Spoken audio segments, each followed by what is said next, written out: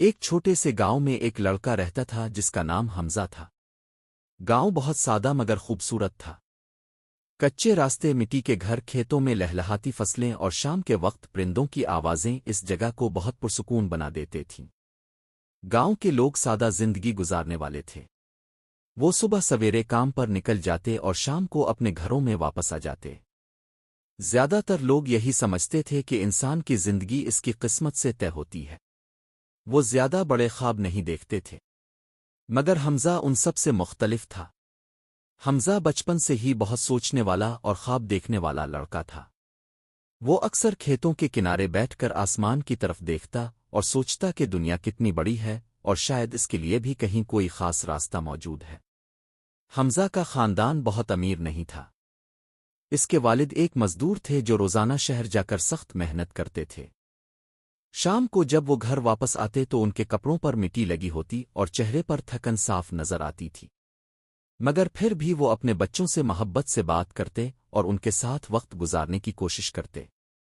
حمزہ اپنے والد کو دیکھ کر اکثر سوچتا تھا کہ وہ ایک دن ضرور کچھ ایسا کرے گا جس سے اس کے والد کو اس پر فخر محسوس ہو۔ ایک دن شام کے وقت حمزہ اپنے والد کے ساتھ صحن میں بیٹھا تھا۔ ٹھنڈی ہوا چل رہی تھی اور آسمان پر سورج غروب ہو رہا تھا۔ حمزہ نے آہستہ سے پوچھا، ابو، کیا میں بڑا ہو کر کچھ بڑا بن سکتا ہوں؟ اس کے والد نے مسکرا کر اس کے سر پر ہاتھ رکھا اور کہا، بیٹا، انسان کی اصل طاقت اس کی محنت اور اس کے ارادے میں ہوتی ہے۔ اگر تم دل سے کوشش کرو تو کچھ بھی ممکن ہے۔ یہ الفاظ حمزہ کے دل میں ہمیشہ کے لیے محفوظ ہو گئے۔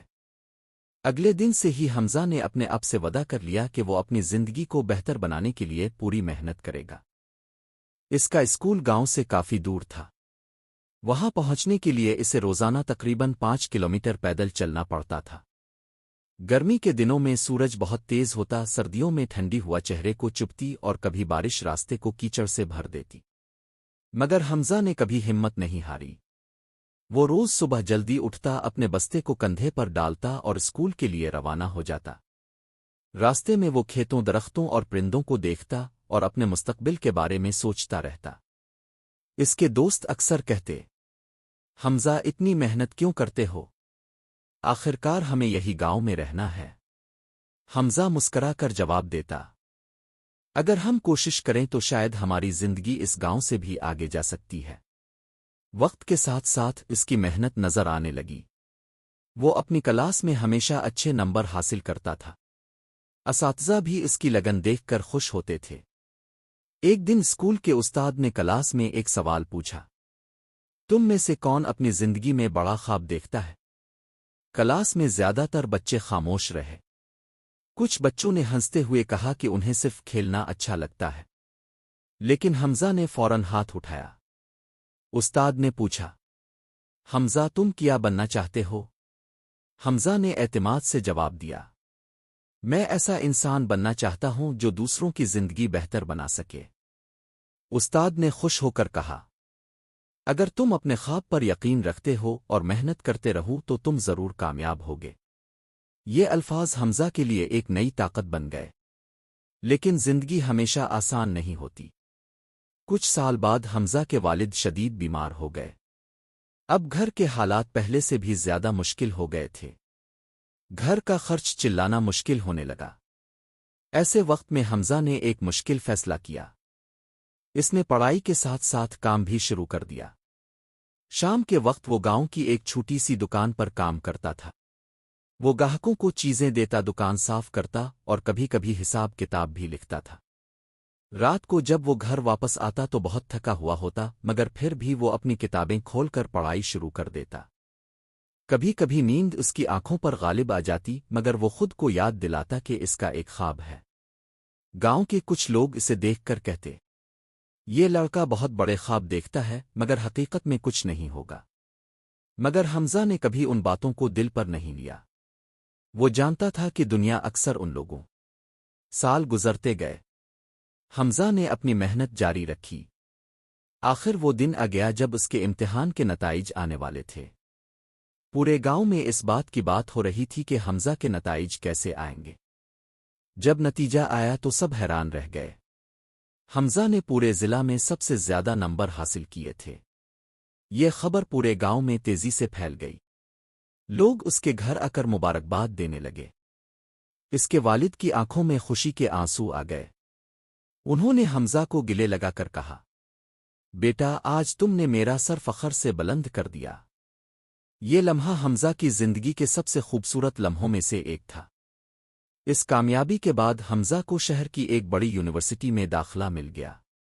یہ اس کے خواب کی طرف ایک بہت بڑا قدم تھا۔ جب وہ شہر جانے لگا تو گاؤں کے بہت سے لوگ اسے الوداع کہنے آئے۔ اس کے استاد نے کہا، ہمیں تم پر فخر ہے۔ شہر کی زندگی گاؤں سے بالکل مختلف تھی۔ وہاں ہر چیز تیز تھی، لوگ مصروف تھے اور مقابلہ بہت زیادہ تھا۔ شروع کے دنوں میں حمزہ کو بہت مشکل پیش آئی۔ اسے شہر کی زندگی کی عادت نہیں تھی، لیکن اس نے ہمت نہیں ہاری۔ وہ دن رات محنت کرتا رہا۔ لائبریری میں گھنٹوں بیٹھ کر پڑھتا، نئے دوست بناتا اور اپنی تعلیم پر مکمل توجہ دیتا۔ کچھ وقت بعد اس کی محنت رنگ لانے لگی۔ اس کے اساتذہ اس کی قابلیت سے متاثر ہونے لگے۔ اس نے مختلف مقابلوں میں حصہ لیا اور کئی انعامات بھی جیتے۔